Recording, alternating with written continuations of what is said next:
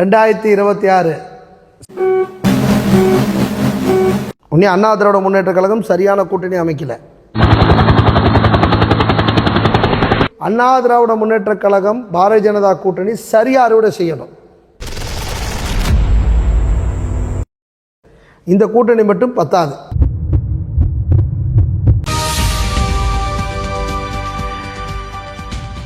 அமிர்தால hotel management படிச்சா 100% job guarantee இருக்கு. அமிர்தானாவே assured job தானே. சாமி வணக்கம் சாமி. இப்போது வருகிற சட்டமன்ற தேர்தலில் 2026 சட்டமன்ற தேர்தலில் திமுக தலைமையிலான கூட்டணி கட்சிகள் ஆட்சி அமைக்குங்களா இல்லை அதிமுக தலைமையிலான கூட்டணி கட்சிகள் ஆட்சி அமைக்கும் அப்படின்றீங்களா? அந்த விஜய் அவர்கள் இப்போ தாவேக்கா அப்படின்னு சொல்லிட்டு கட்சியை ஓப்பன் பண்ணியிருக்காரு. அந்த கட்சியினுடைய தாக்கம் எந்த அளவுக்கு இருக்கும் சாமி? வணக்கம்.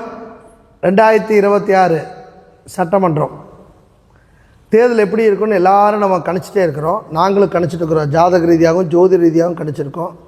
அதே நேரத்தில் ஒரு சில கடந்த 2021 சட்டமன்றம், 2019 பாராளுமன்ற தேர்தல், 2024 பாராளுமன்ற தேர்தல், இதையெல்லாம் கருத்தில் கொண்டு ஒரு சில கணிப்புகள் உருவாகும். என்னை பொறுத்தவரை சரியான கூட்டணி அமைத்து, உடனே அண்ணா திராவிட முன்னேற்ற கழகம் சரியான கூட்டணி அமைக்கல. அதிமுக பிஜேபி 2 கூட்டணி செஞ்சுருக்காங்க. இந்த கூட்டணி மட்டும் பத்தாது. ஏன்னா தென் மாவட்டங்களில் ஓட்டு வங்கி ஜாதிய அரசியல், தமிழகத்தின் வட மாவட்டங்களிலும் ஜாதி அரசியல், கொங்கு மண்டலத்தில் மத சம்பந்தமான அரசியல், சென்னை போன்ற மாகாணங்களிலும் ஜாதி அரசியல் தான் இருக்குது. எல்லா இடத்துலையும் ஜாதி மதம் தான் அரசியலில் நிற்குது. அப்படி இருக்கின்ற கால சூழ்நிலையிலே திராவிட முன்னேற்ற கழகத்துடைய கூட்டணி வெற்றி பெற்றதுக்கு காரணம் 2 விஷயம்தான். 2019, 2021, 2024 வெற்றி பெற்றதுக்கு ஒரே காரணம் அவர்களிடத்தில் இருந்த மத தலைவர்களை, சிறுபான்மை மத தலைவர்களை சரியாக பயன்படுத்தினாங்க. சிறுபான்மை மத தலைவர்களை, அதாவது முஸ்லீம், கிறிஸ்துவர்கள், அதே டைமில் மைனாரிட்டி கேசட்ஸ், அதாவது குறிப்பாக தென் மாவட்டங்களில் Thevar community, Nadar community, Vishwakarma community, இந்த 3 கம்யூனிட்டி பெரிய கம்யூனிட்டி. இந்த 3 கம்யூனிட்டி ஓட்டு வங்கியும் சரியாக பயன்படுத்தி திமுக அவர்களுக்கு அறுவடை செஞ்சுருக்காங்க. ஏன்னா அந்தளவுக்கு வாக்குறுதி கொடுத்தாங்க. இந்த வாக்குறுதியை சரியானபடி பின்பற்றினாங்க. அப்புறம் இங்கேயும் வட மாவட்டங்களையும் சரியான வாக்குறுதிகளை மக்கள் கொடுத்தாங்க. அதனால தான் அவங்க வெற்றி பெற முடிஞ்சுது. ஆனால் 2026 இதிலேருந்து நிறையா பாடத்தை அதிமுக கற்றுருக்குது. ஏன்னா 3 தேர்தலில் தொடர்ந்து, பல தேர்தலில் குழப்பம் இருந்தாலும் இந்த 3 தேர்தலில் அவர்கள் வெற்றி பெற முடியல. அதிமுக பிஜேபி 2 ஒன்று சேர்ந்துருக்காங்க.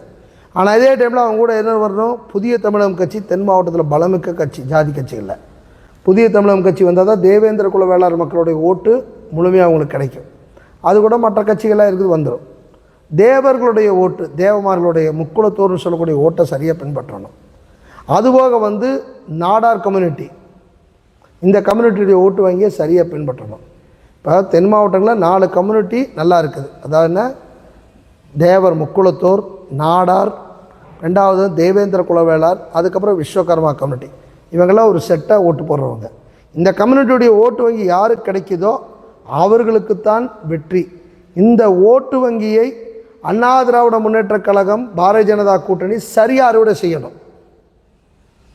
ஜாதி அமைப்புகள் அதில் யார் பெரிய, அவங்க சொன்னால் ஒரு தொகுதிக்கு 1000 ஓட்டு விழுகுது அப்படின்னு கூடக்கூடிய தலைமையில் கூடிய தலைவர்களை அழைத்து அவர்களை அமர வைத்து இவர்கள் கூட்டணி பேசினாதான் 2026 தேர்தல் பிஜேபி அதிமுக இவங்கள் கூட்டணிக்கு பலமாக இருக்கும். இல்லைன்னா அது திமுகவுக்கு சாதகமாக போகும்.